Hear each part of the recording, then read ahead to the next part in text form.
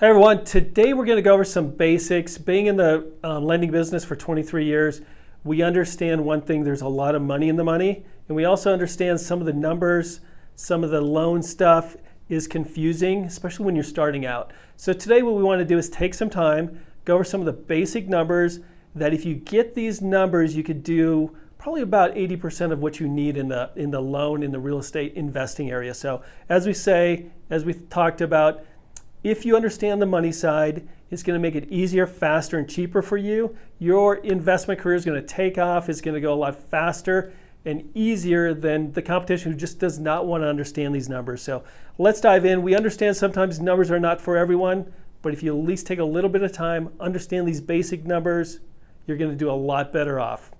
Money, money, money, hard money, Mike. Money for real estate investing. Let's make money, money, money, money. HardMoneyMike.com. So we're going to start out with some basics. Two things you're going to have to know if you're in real estate investing, and we're going to really come from this from the initial hard money side. Two things you're going to have to understand is what's the difference and how do you calculate loan to value and ARVs. So those are the two things you're going to find when you're talking to lenders that they're going to go over. So loan to value. So that is what they consider the value. It's appraised value as it sits right now. Not what is fixed up, anything else like that, but what is the value right now with nothing changing on it. So if you have a property, so we're going to look at loan to value. So if you have a property that's $100,000 as it sits, even if you could put some money into it and it's going to be worth more, that's what they look at the value right now. So if they had to take the property over, if they had to sell it right now, they could sell it for $100,000. That's what the appraiser says. So that's the as is value right now. The other thing that we're going to talk about is ARV.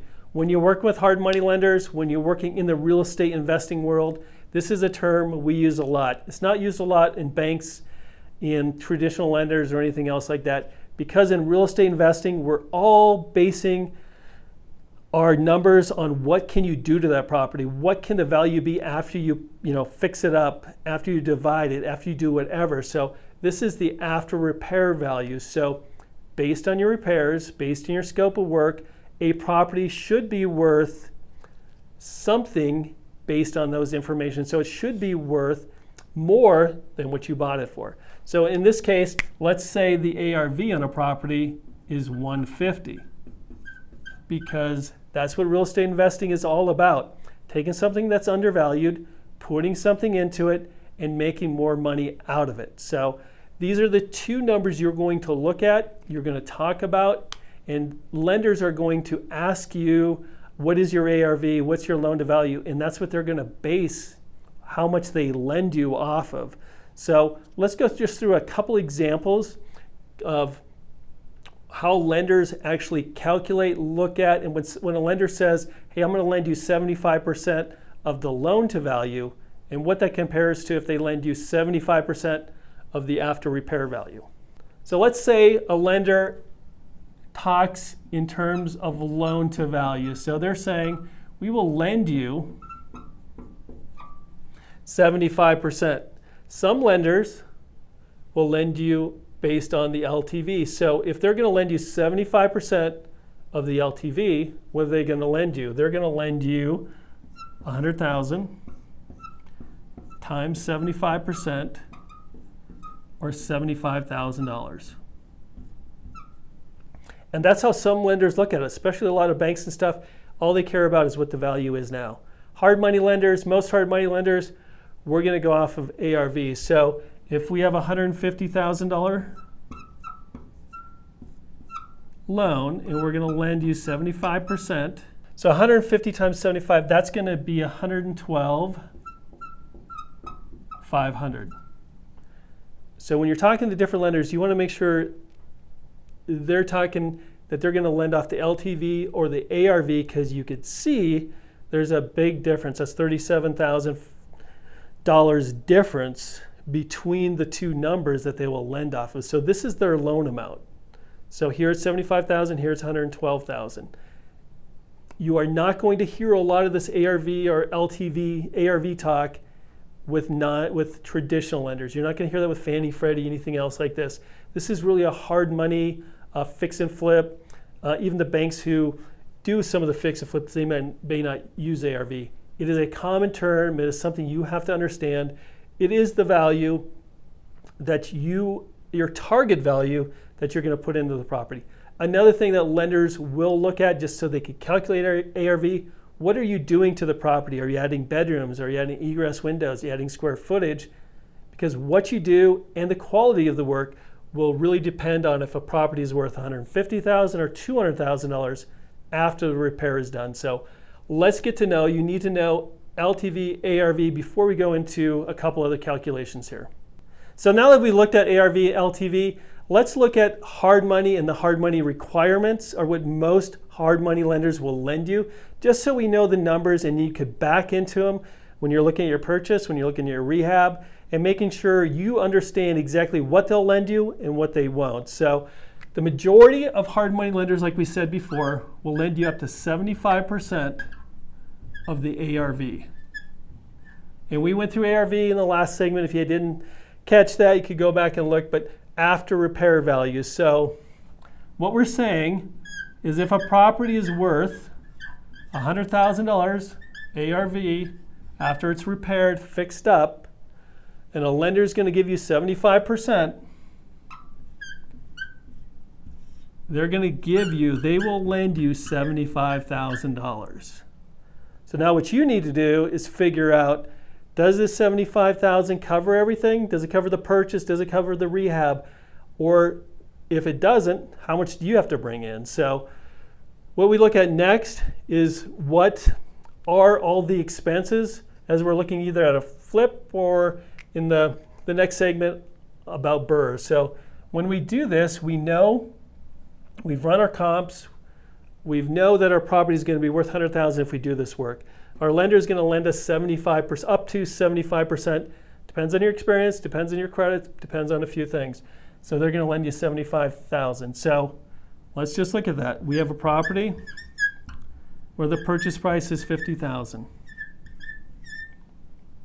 Rehab, if we wanted to have 100% financing, and some lenders will allow that, some won't.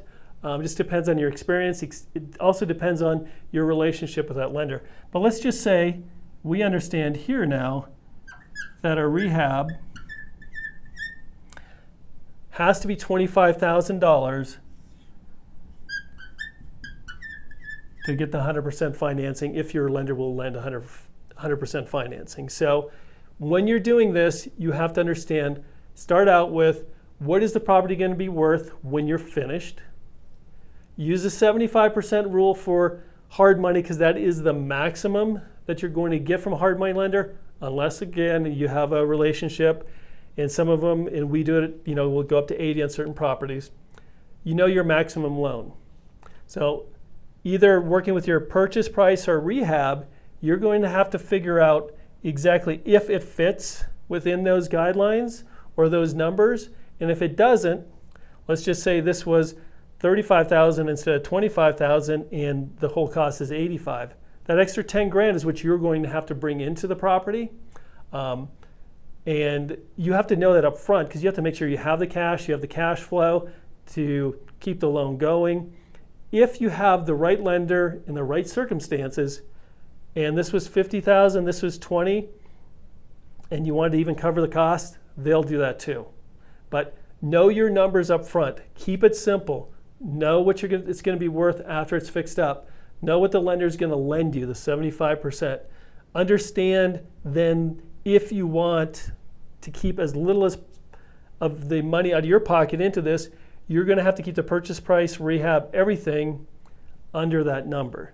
If your number is higher, you're going to have to put it in. Now, if your number is lower, say this was $15,000, that does not mean the lender is going to give you $75,000. They're only going to give you enough for the purchase and rehab.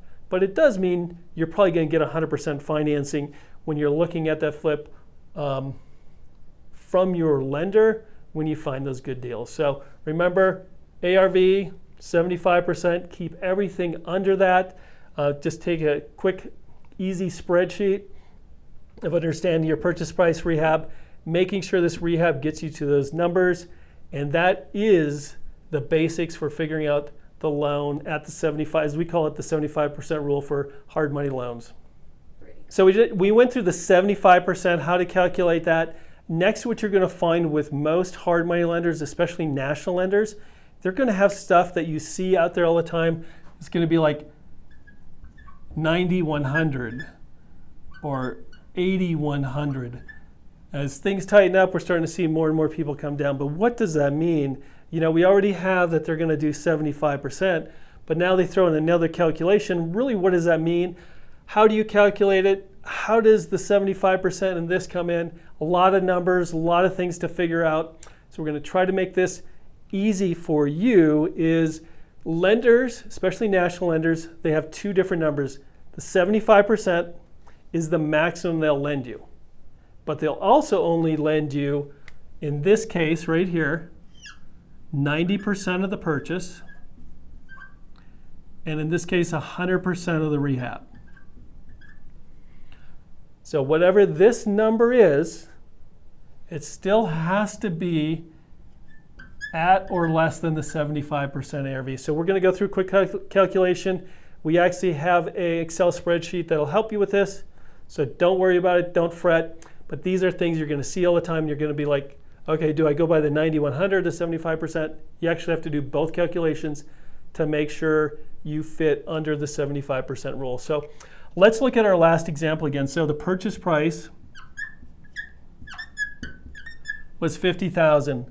What this really means is they're going to lend you 90% of the $50,000. So their maximum loan here is $45K loan, and you're going to have to come in with $5K. So, and then they're going to lend you, remember it was $25,000 we used for rehab? They're going to lend you 100% of that. So this is the maximum they will lend you on the loan based on their 90-100. There are some lenders out there who have 100-100s, but more and more lenders are going to the 80-100, where you have to actually put 20%. Shop around, look around. The higher this number, the higher those numbers are closer to 100, the less money you have to put into it, as long as it stays under 75%. So in this case, we add these two numbers up, and we get that the total loan based on their criteria of 90-100 is $70,000, because they're going to lend $45,000 on the purchase, and they're going to lend $25,000 on the rehab, $70,000. So remember when we did the 75%, what was their max? The max that they would do on any loan is 75% or $75,000. Once again, numbers flying all over. We have a spreadsheet to help you out. But you know, in this particular case, since your numbers are 70 and their high is 75, you can fund it with them with the 90-100. And where you see this really come into play, where people run against the 75%, is where they're doing those high leverage deals where maybe their purchase and rehab come in at 80 or 85%. And some people do it because, you know, they would rather make some money than no money. It's a very risky scenario. But in that case, you may run into where, let's just say, the purchase price is $60,000 and the rehab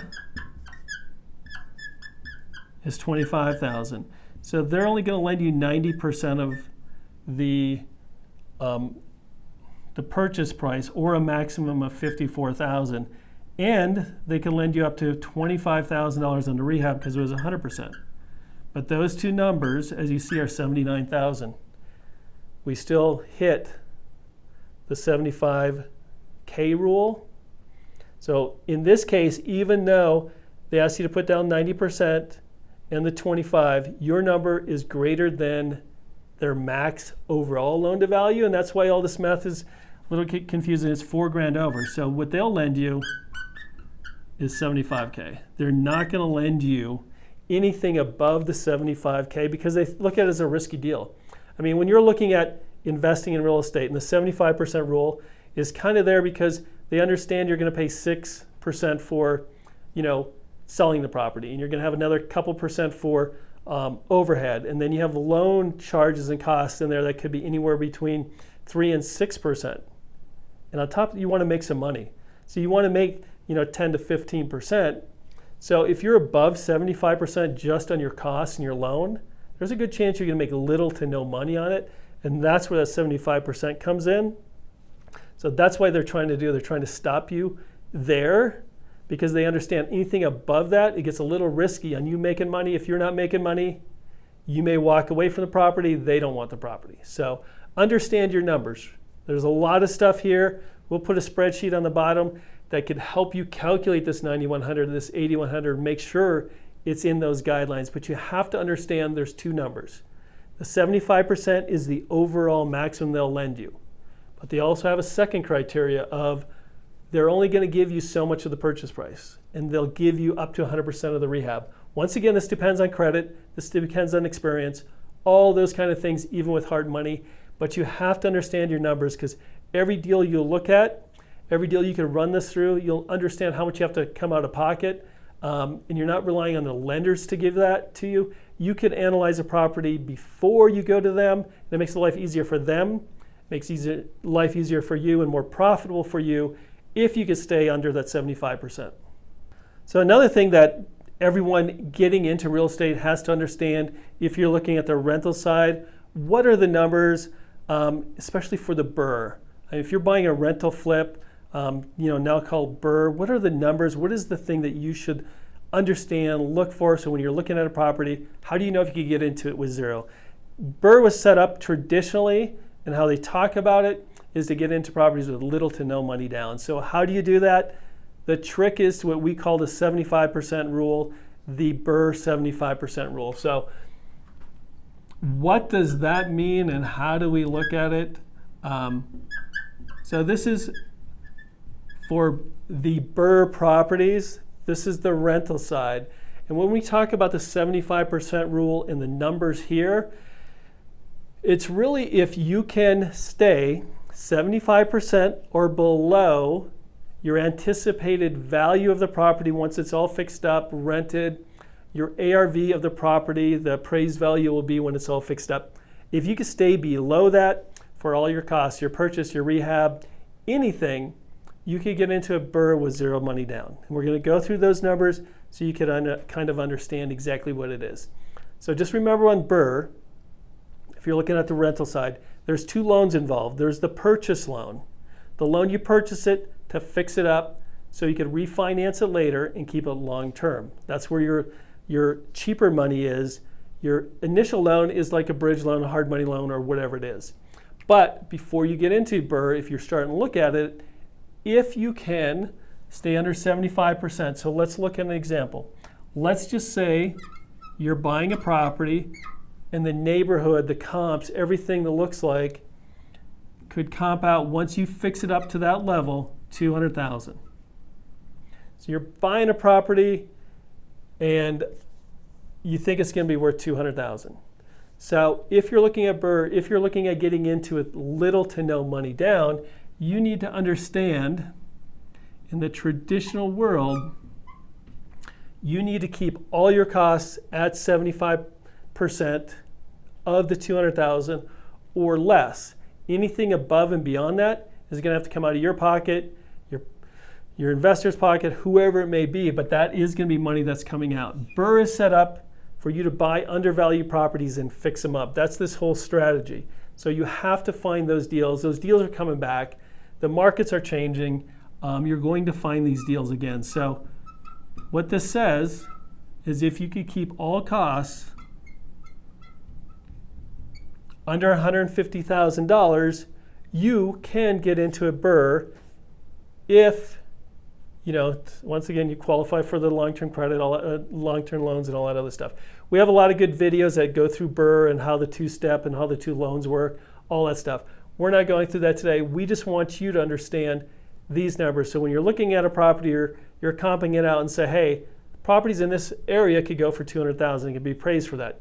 So you understand if you want zero money in, you're going to have to keep all costs below this. So if your purchase price, let's just say, is $125,000, and your rehab and holding costs can be at or below $25,000,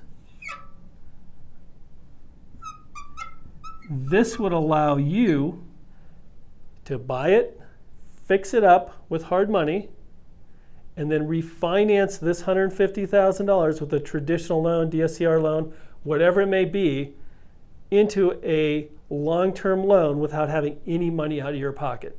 So it all comes down to understanding, as we call it, the 75% rule with BRRRR, is as long as you can take 75% of what it's worth, what the neighborhood is worth, figure out what that could be. That's your total, that's your cap for costs. So in this case, if we had a property that was purchased for $140,000 and it was $25,000, we understand then we have to bring money in. The BRRRR is not going to be something that you actually get all your money out or you have nothing into it. So we want to focus, especially as the economy turns, as there's more foreclosures and everything else like that, finding the deals, finding the properties that are going to allow you to grow your portfolio faster, because if you have nothing into these properties, and we've helped many families buy 10 to 15,000 in the last dip. 10 to 15 homes in the last dip using this method with no money in. So it is out there. You just have to understand, to do that, you have to be at the very least 75% and below, and BRRRR will work for you, and it'll work for your lenders also. Things may change, it might get a little tighter, maybe it'll go down to 70%, but whatever the numbers are, you have to understand them in your market, understand them before you buy them, before you put them under contract, so you can use BRRRR to its the utmost, like it should be, to grow that portfolio, grow your cash flow, and become, investor rich. So here's another thing that, getting into the real estate investing, even people who've been in this a long time, is understanding the difference between hard money lenders. Because what you find out there is some hard money lenders will charge a higher rate with no points. Some will charge higher points, lower rate. How do you compare the two for your specific property? And we're going to go through an example here, but the best way is use our loan optimizer. You could put in up to 3 different hard money lenders, some with higher points, some with higher fees. And really where the trick comes into this is the fees. There's some lenders who will charge you for escrows and appraisals and credit. They'll charge you for everything, and by the end of it, you're going to find out your cost of money is more. So we want to give you something that's a free tool. It comes out and looks like this. You could download it from our website, Hard Money Mike, or we'll put a link below. But what it's going to do is you could put in the lenders and you can find out what's the cheapest money for this project. Because sometimes a lender will be cheaper if it's a 3-month deal, and another lender will be cheaper if it's a 9-month deal. You need to understand that. You need to look at that. But let's look at this, because this is something we see a lot, where there's a hard money lender that has an interest rate and points competing against a hard money lender that maybe just has a higher interest rate but no points. And there's a lot of people out there like, I don't want to pay the points, I don't want to pay those fees. And what they do is they end up paying more for their money, taking more money out of their pocket, taking their profits from this property and give it to the hard money because they're being fooled by what it is. And like I said, sometimes the higher interest rate is better for a project and sometimes it's lower. But you really need to run it through like one of these tools. But let's look at an example. And I'm going to keep this little cheat sheet here because I need it, because there's a lot of numbers here. But let's look at a project that you're doing and you need a loan for $150,000. And we're going to say that both lenders will lend you the full $150,000. It's not like where one's going to do 80 or 90 or 10%. So, and this lender A and this lender B, this one's going to have a rate of 9.75. And the competition is 14%. And this is what we see a lot in Denver too. There's a lot of these lenders and more are going this way. But this lender over here charges no points. And some people like that. They're like, we don't want to be charged fees. And this one charges 2.5. So they're charging a lot more in fees than this lender. But what you're going to find out as we go through this, where it actually counts. So in this case, the cost of the points is $3,750, and over here, of course, it's zero. The daily interest that they're going to charge, and I know this gets a little tedious, but if you use the loan optimizer, you don't have to worry about any of these kind of things, but it's just something at least to look at, understand, because we try to get this point across from everyone. Shop around, look around, have a couple different lenders. You don't want always to be shopping around because you'll never get, some preferential treatment, but you need to understand this. So, but here comes the other differences. In a lot of these companies that don't charge any points, they charge a lot of what we call junk fees or something. So let's just say this lender here charges processing of $884, and they don't charge any appraisal, they don't do the credit or the escrows. And this is common with probably 30 or 40% of the lenders out there.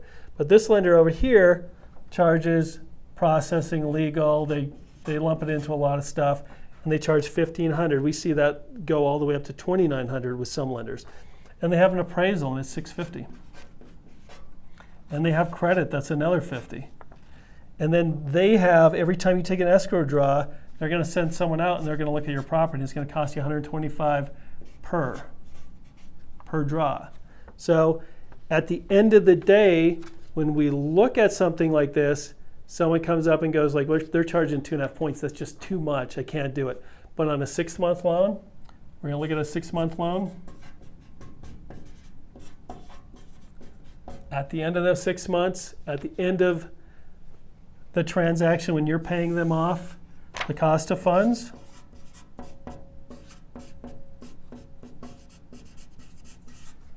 for A, with all of the fees, all of the interest for 6 months, is going to be $12,352 and some cents.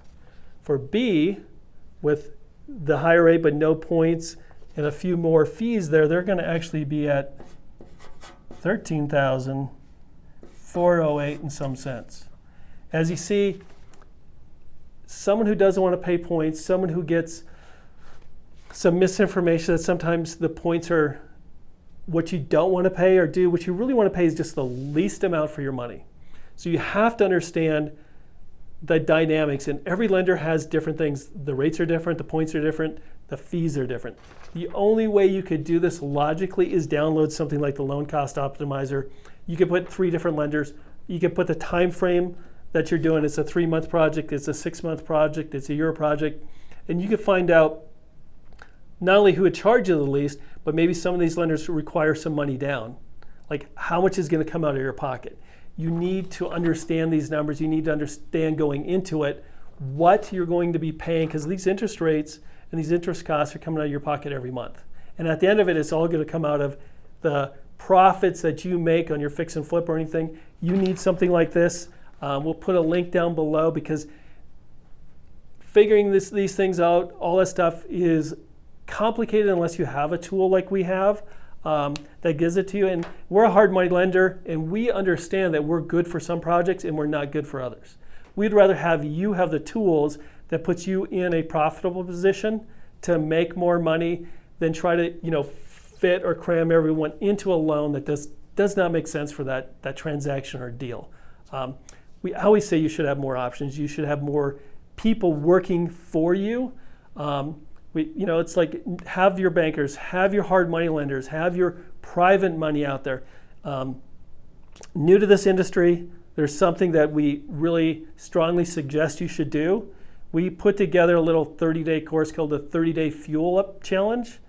And what that does is it helps you set up your financing correctly, because the money side is the thing that makes it easier, faster, and more profitable for you. If you have the money side right, deals will come easier to you because you'll be able to close when you want. So you need the information. You need to be that 10% that'll actually put some time into the money side to make sure their real estate investing career takes off, goes faster, and you get done quicker. Maybe you could retire a little bit earlier. So we'll put a link below, but I think you should really take on something like this, bring this information into you, because if you want to be successful, you have to have the knowledge in the money side. There's money in the money, and this is where you're going to make money. So subscribe to our channel, like it, share it, but also get involved, become a professional, dive into something like this.